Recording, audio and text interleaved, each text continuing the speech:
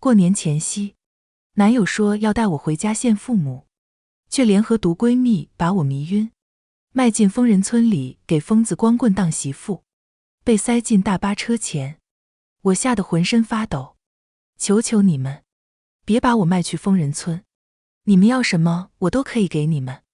他们不知道，疯人村村长是我亲哥，曾经有男人看了一眼我的腿，就被我哥挖掉双眼，折磨成了疯子。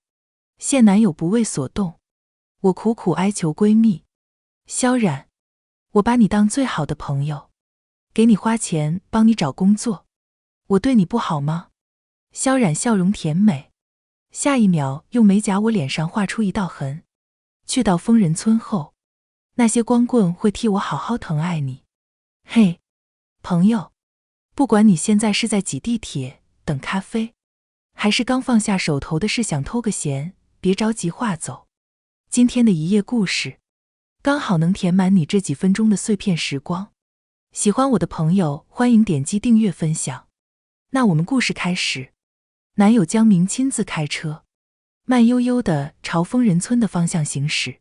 宝贝，你可得把她看好了，像她这种美人能卖不少钱。说着，他语调恶俗不堪，到时候说不定全村人都想着要呢，转个几手还能多捞一笔。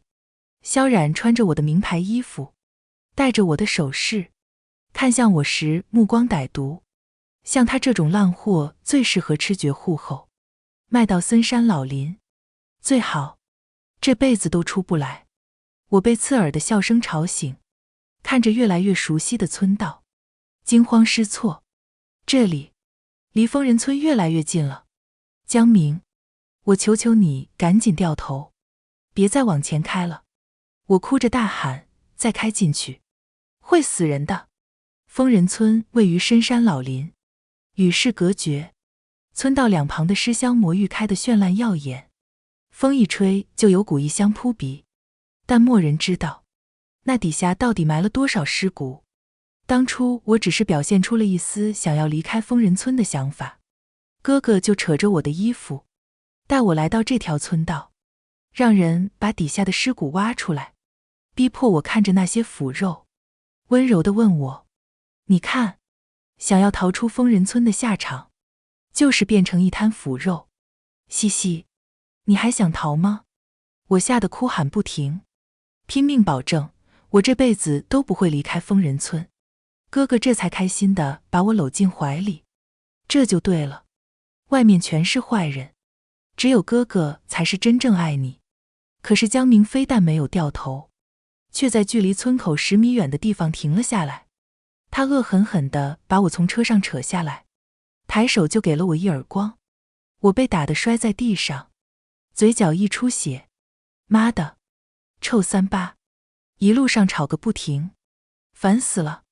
紧接着，江明拿出手机拨打电话，忙堆起笑，喂，波哥，人已经带来了，就在村口呢。听到波哥2个字，我猛然抬头，波哥，这个人我认识，你让我跟他说话。我说真的，我没骗你们，不然就来不及了。即便如此，我还是不忍心他俩惨死在疯人村，我还想尽最后的努力救他们一命。电话那头传来波哥的声音，刚才谁在喊我？江明使了个眼色，萧冉立马就伸手捂住我的嘴，波哥，刚才是我老婆喊你呢，她向你问好。要是波哥发现了是我的话，他一定会趁人不注意，悄悄把我送走，否则全村的人都得跟着遭殃。我想说话吸引波哥的注意，可萧冉狠狠地捂住我的嘴，我再怎么努力也只能发出呜呜的叫声，眼泪哒吧哒吧地往下掉。江明挂断电话后，收敛笑容，直接一脚踩在我的脸上。妈的，你喊什么喊？别以为在男人面前卖弄风骚，人家就会搭理你。我拼命挣扎，江明的脚却踩得越来越用力。不一会儿，我的嘴里满是血腥味道。这时，有开车的声音传来，我认出了那是出村采买物资的张姨，她是村里唯一的女人。小时候，她最疼我了。我脸颊发肿，被踹得口齿不清，气若游丝地开口：“张姨。”萧冉立马抓着我的脑袋，就把我的脸埋进土里。臭三八，都到村门口了，你还不死心？呜呜！这边的动静成功吸引了张姨的注意，她停下脚步，朝我们警惕出声：“你们是外乡人，来这里做什么？”江明也听说过疯人村的可怕，听后连忙开口：“我们是波哥找来的，说要往村里送货。波哥是我哥的得力副手，在村里地位不低。”但张姨听后，语气狐疑：“送货？村里从来不用外人送货，你们这事村长知道吗？”他口中的村长，就是我哥。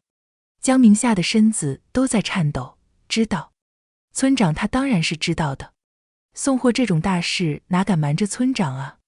我拼命挥手，企图让张姨认出我来，但我的手指插进土里，指甲盖上全是血渍，她根本辨认不出。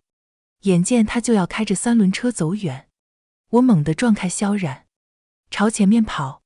张姨，是我啊，张姨！但下一秒，又被萧冉抓住头发扯了回来。林夕，你瞎嚷嚷什么呢？真以为随便喊几声，人家就会理你？此时的我，脸上裹满了泥，泪水血水掺得到处都是。萧冉十分满意，因为刚才的变故，江明很生气，直接对着我就是一顿拳打脚踢，甚至还从地上捡起了一块石头。贱人，不听话是吧？我这就把你的手废了，看你还怎么弹琴。我害怕了，一边哭一边断断续续开口：“我认识疯人村的村长林宇，他是我哥哥，你们不能这样对我。可是，我哥哥要是知道我违背了诺言，私自逃离疯人村，恐怕他知道后，会用更恐怖的手段对待我。但此时，我别无他法。”江明嗤笑出声：“你以为你是谁，还能认识这里的村长？”说着，他把我的右手手掌摊在地上，强迫我5根手指伸直，然后从地上捡起一块比我脑袋还大的石头，冷笑出声：“谁叫你不乖呢？总得给你点惩罚吧。”萧冉也在一旁拱火，先往他指甲盖的地方砸下去，那里最脆弱，能疼死他。坚硬的石头毫不留情地往我指甲盖上砸下来。啊！整个林间都能听到我的惨叫声，手指瞬间麻木，那5个指甲盖全都变成了淤黑。萧冉白眼一翻，吵死了，然后弯腰脱下了自己的鞋，直接把袜子塞进了我的嘴里。这下就老实了吧，省得你再乱叫。江明听后，高兴地夸赞：“不愧是我的宝贝，够聪明。”我瘫倒在地上，嘴里充斥着萧冉的臭脚味，想呕又呕不出。心如死灰之际，我却听到了一个无比熟悉的声音传来：“搞什么？弄出那么大动静，找死啊！”我吐出嘴里的血，挣扎着抬起头，就看到江明正点头弯腰的堆笑。波哥，刚才那娘们不听话，我就随意教训了几下，毕竟得教教他伺候兄弟们的本领嘛。我眼里露出一丝希冀，波哥常在我哥身边，跟我也十分熟悉。以前我常常闯祸惹哥哥不高兴，他要罚我的时候，波哥总会在一旁劝：“村长，小姐年纪轻，还不懂事，您好好说，别吓着他。有波哥在，绝对不会让我再受委屈。”我拼命抬起头，朝他的方向招手：“波哥，波哥是我啊，我是林夕。”袜子塞嘴后，说话不清不楚，但波哥却突然愣在原地，眼神直勾勾地打量我。江明，这个女人你们是从哪弄来的？还有没有别人知道？江明还以为他是害怕麻烦，连忙开口：“波哥你放心，这女的底子干净，绝对不会惹麻烦。除了我们2个之外，再没别人知道这件事了。看到波哥迟疑的表情，我心里咯噔了一下。他刚才明明就认出我了，却没有立即相认，反而问了江明一堆乱七八糟的。波哥，波哥，救救我，救救我！我继续哭喊，企图唤起他的怜悯心。谁知波哥突然语气冰冷，上头说我们不需要货了，你们立马把这个女人解决掉，该多少钱我照付。这话一出，我心凉了半截。没想到波哥为了不被我哥责罚，竟然想要毁尸灭迹。震惊之余，我的眼泪忍不住一点一点往下掉。我的好哥哥一直以为，在他的带领下，我们村子秩序严明，根本没人敢犯事，却不曾料到，他最得意的副手，竟然敢背着他做这种事情。当然，我最没法料到的是江明和萧然2人竟然会知道疯人村这个地方。拿了钱后，萧然高兴极了。波哥，你放心，这个女人我们一定会处理的，干干净净。他从兜里掏出一把匕首，狞笑着靠近我。林夕，你可不要怪我哦，要怨就怨你自己命不好。江明很不耐烦，既然波哥都发话了，赶紧捅死他，拿钱走人。挣扎间，我摘掉了堵在嘴里的袜子，满眼愤懑地望着2人。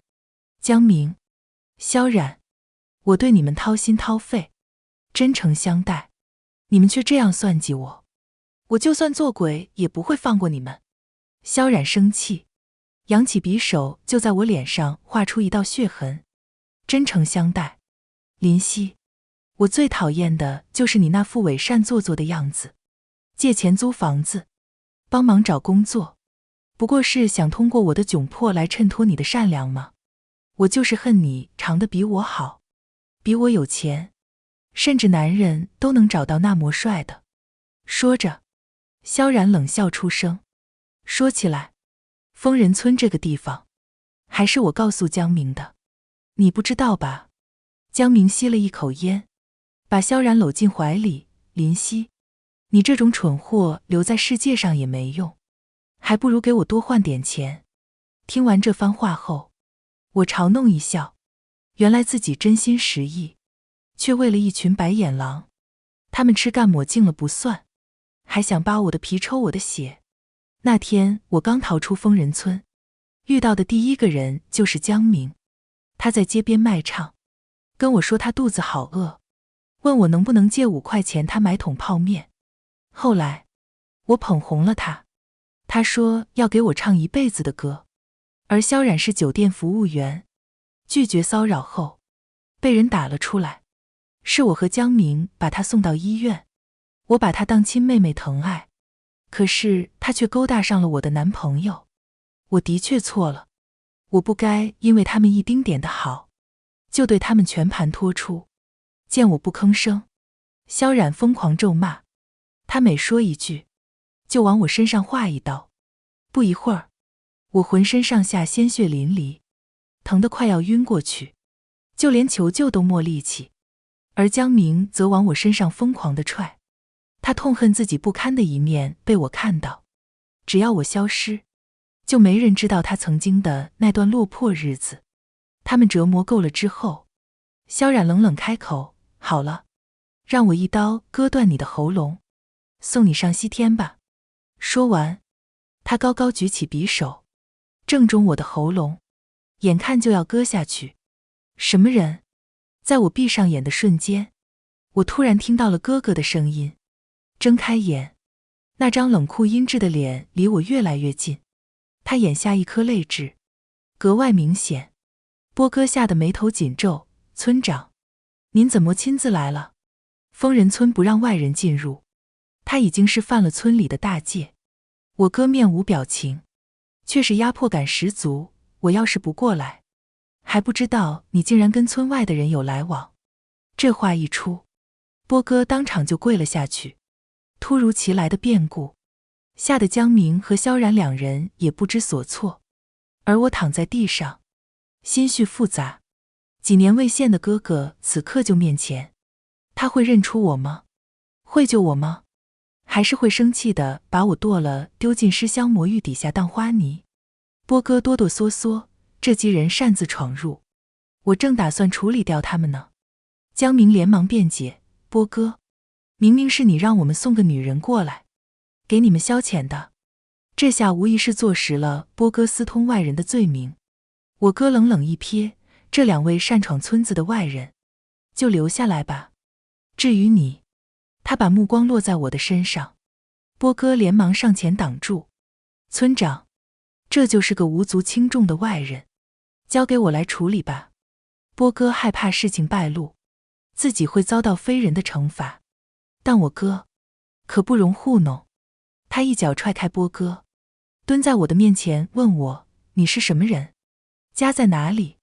事到如今，我只好艰难抬头，泪眼汪汪地看着他。哥，是我。刚还满脸冷酷的哥哥突然变了脸色，他慌张将我搂进怀里，拨开我面前的头发，崩溃出声，嘻嘻，怎么是你？此时我蓬头垢面，牙齿被踢掉几颗，手指也被砸骨折，全身上下没有一处好肉。哥哥想把我抱起来，却又害怕弄疼我。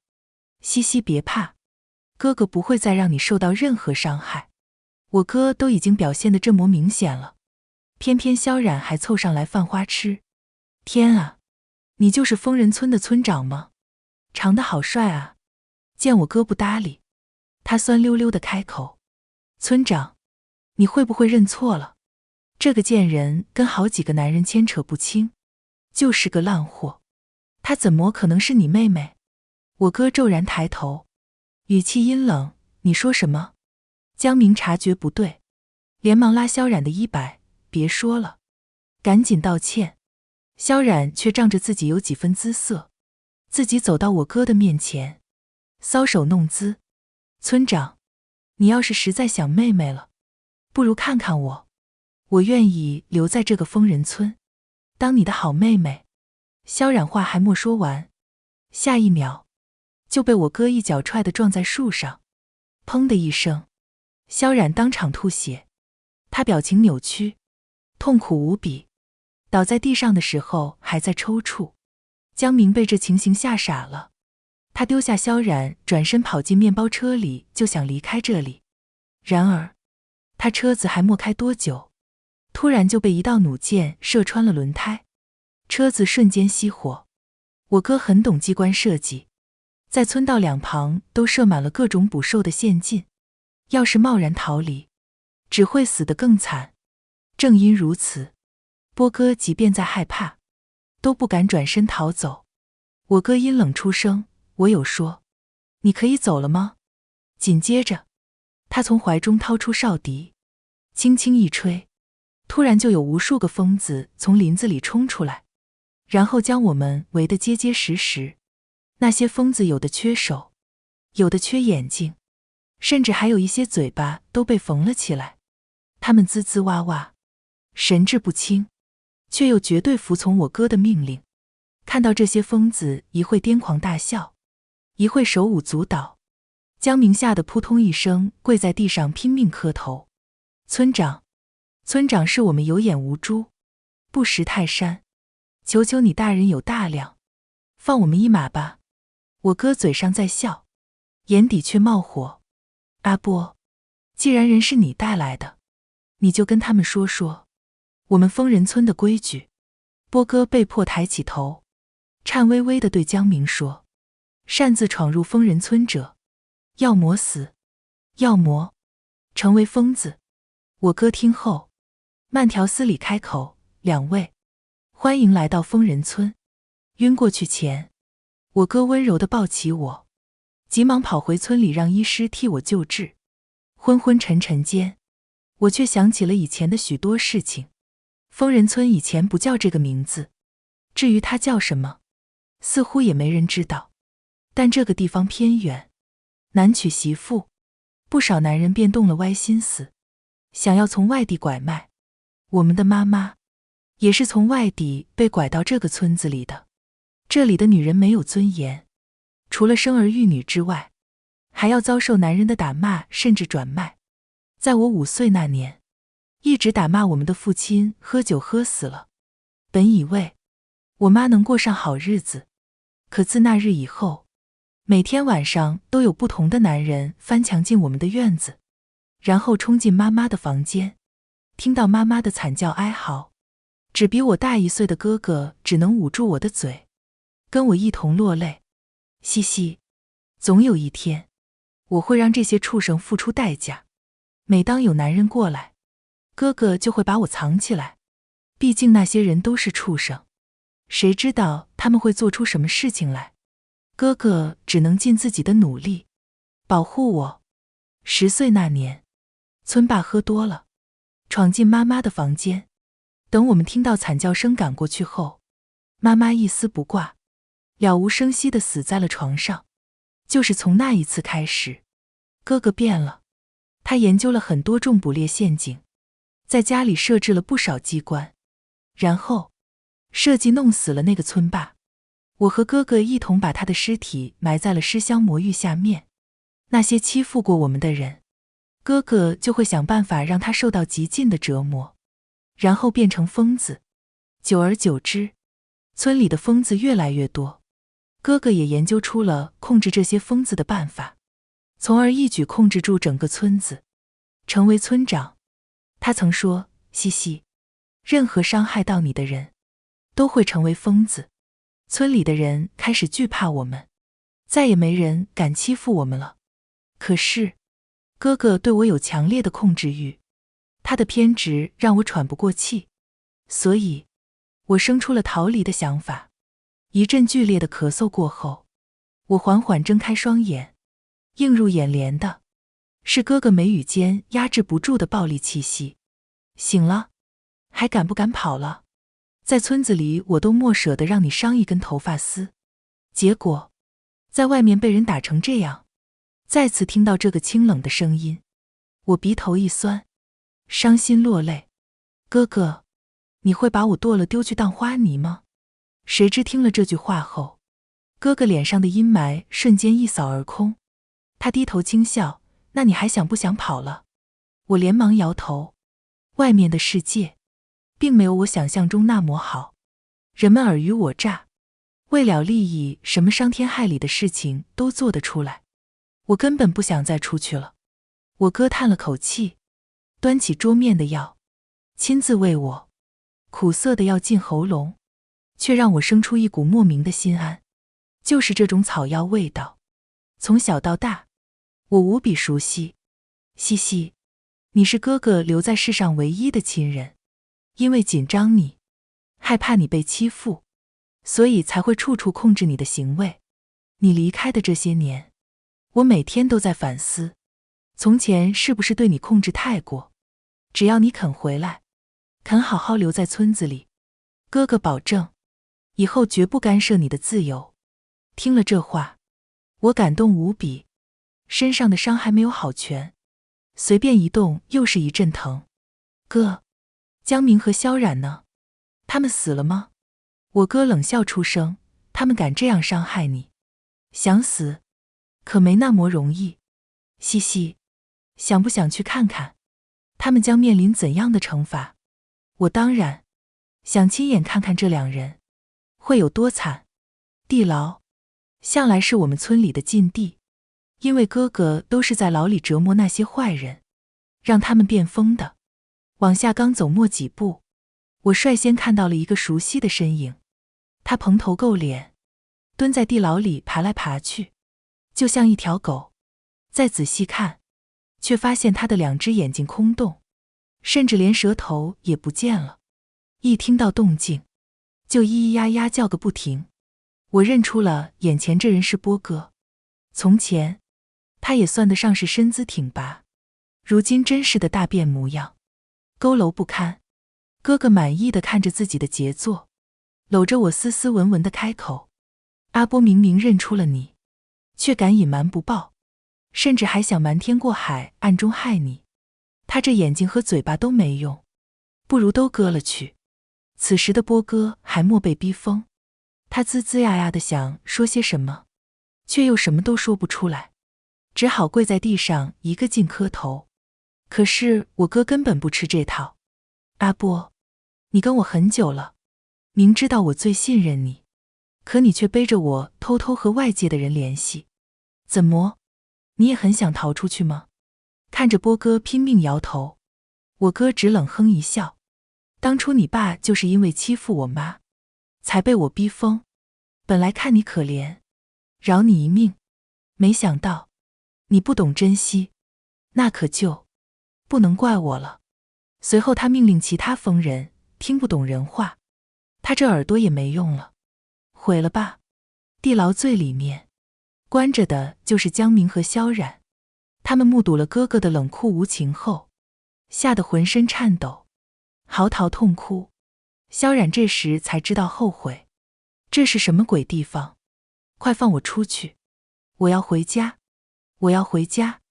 他闹了一阵，见没人搭理，转而哀求哥哥：村长，我知道错了，我真的不是故意要伤害西西的，都是这个男人，是他出的主意。江明一听，也立即大吼出声：胡说！明明是你跟我说的疯人村，怎么成我的主意了？我站在原地，冷冷地看着他俩狗咬狗，两人相互甩锅了一阵后，萧冉实在受不住，气若游丝：西西，行行好吧，你昏迷的这些天，他们一点吃的都没给我们，我们已经饿到不行了。而江明眼巴巴地看着我：西西，再怎么说，我也是你男朋友啊。虽然我先前做了一些对不起你的事，可我那也是被这个贱人蒙蔽了。我求求你，你看在咱们以往的情面上，跟你哥哥求求情，让他放我一马好不好？事到如今，江明还想道德绑架我，却不料他刚好踩到了哥哥的雷区。我哥听完这话，皮笑肉不笑：男朋友，这么说来，我妹妹对你挺好的吧？结果你却要把她卖进深山。江明一听这话，自觉不对，立马闭嘴求饶。但是哥哥的眼神却变了，他向一旁的疯子下命令，把他丢进百虫洞里，让他受万虫啃咬。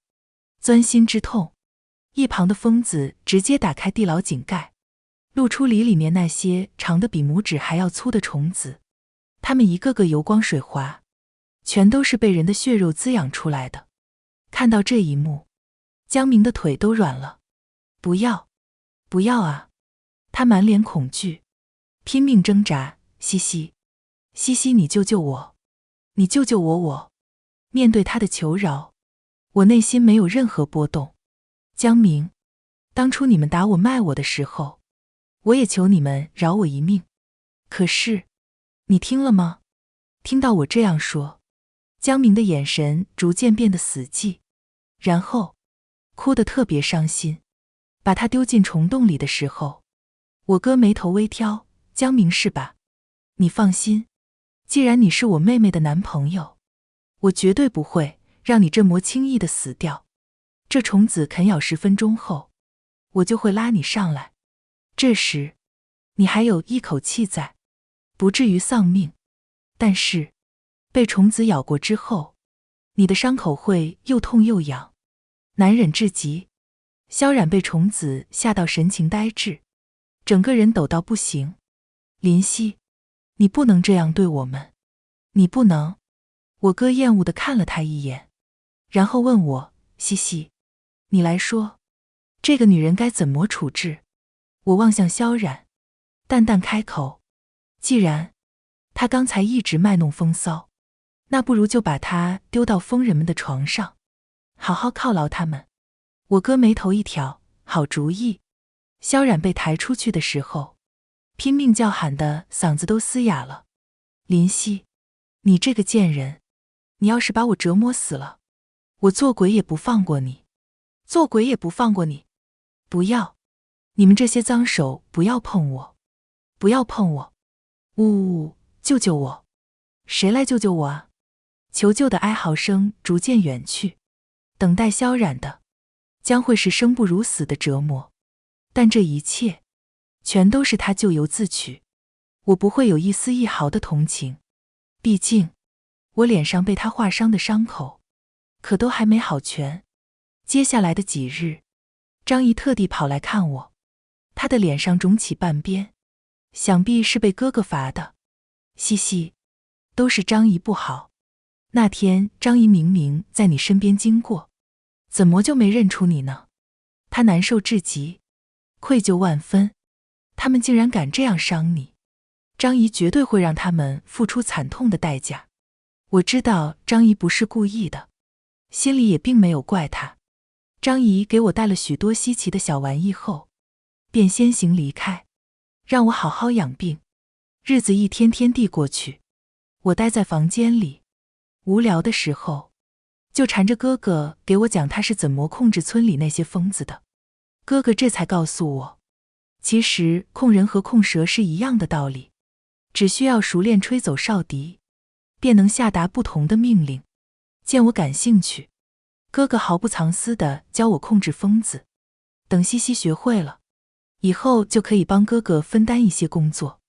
村里的医师医术高明，短短1个礼拜后，我身上的伤就已经恢复得七七八八。再次见到江明的时候，他身上已经被虫子咬得不成样，躺在地上哼哼唧唧。我留了他一口气，让你来看看他的惨样。江明睁开眼，瞧见是我后，依旧没放弃向我求饶。西，我叹了口气，哥哥，他受到的惩罚也够了。江明的眼神燃起一丝希望。我就知道你会救我的，你会救我。但下一秒，我转身跟哥哥说，哥，反正他也活不了了，干脆丢下去当花肥吧，也好，滋养一下路边那堆尸香魔芋。听到我这样说，江明露出难以置信的眼睛。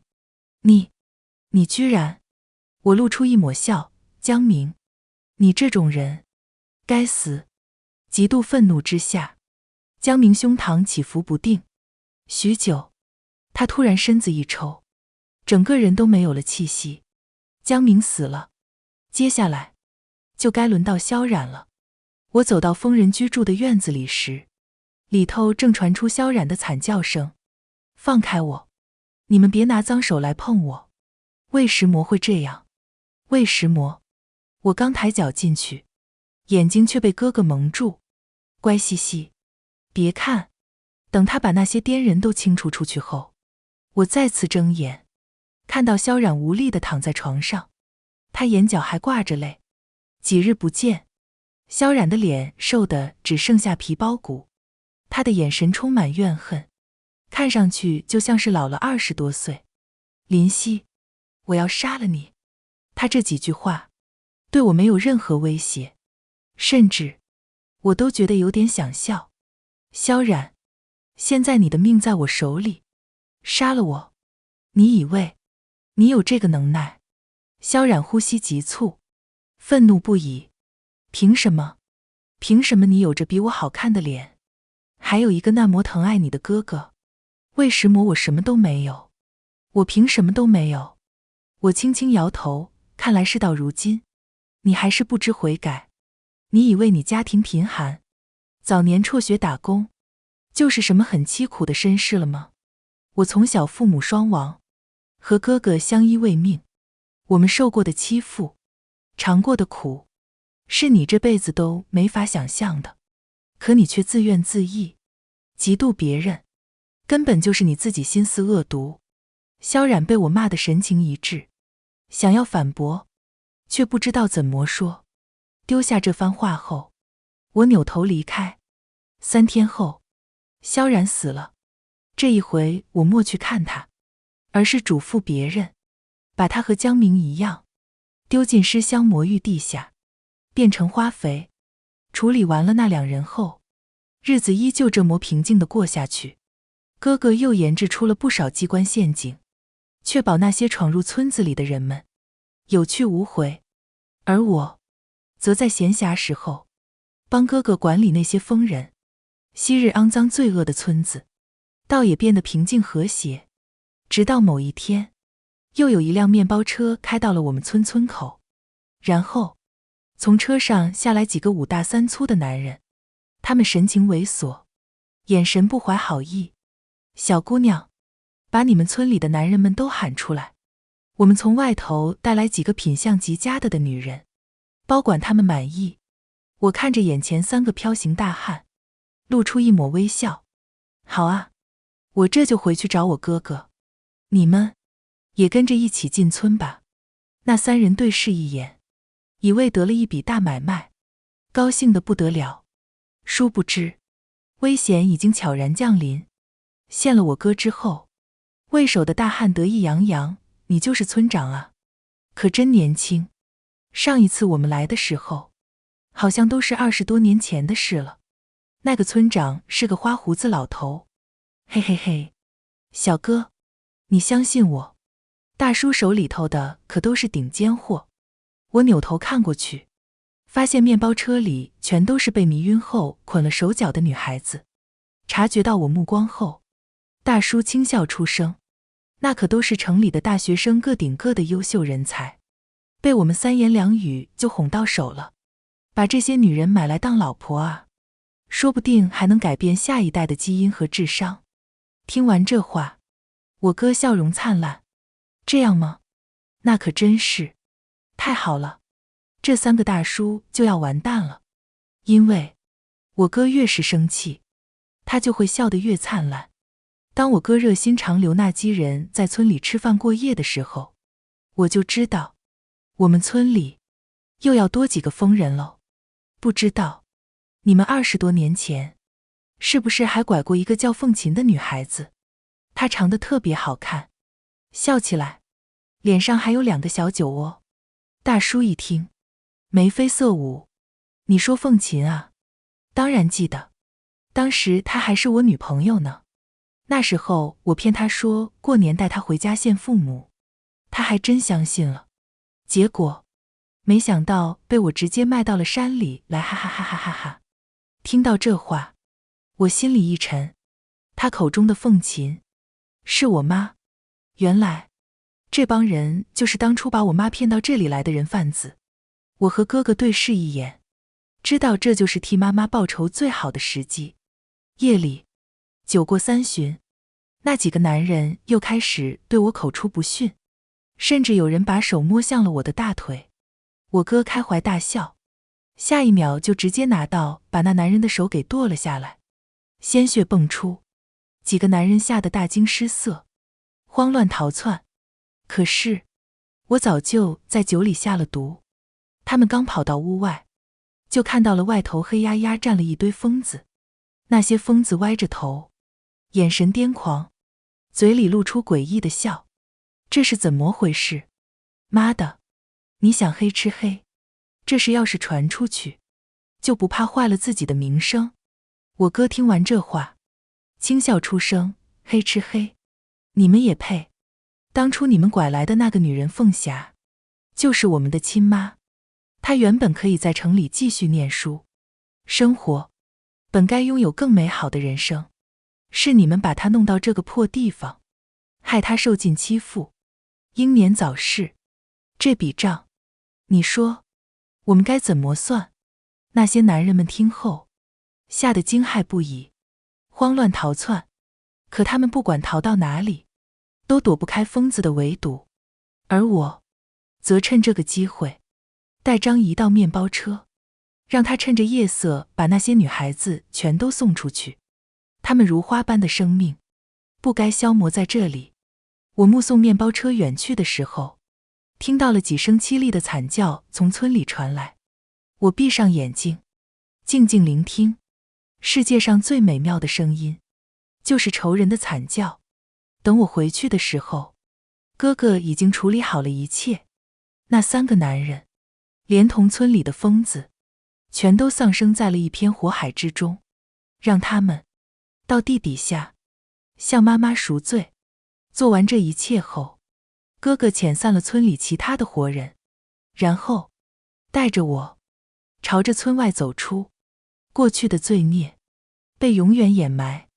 我和哥哥将一同走向更有希望的未来。如果你喜欢今天的故事，不妨把它分享给身边的人，让一份小温暖变成2份、3份。下一期一页故事，我们还会带来新的一页惊喜，可能是关于梦想，关于陪伴，也可能是关于不期而遇的感动。记得准时来赴约，咱们下期不见不散。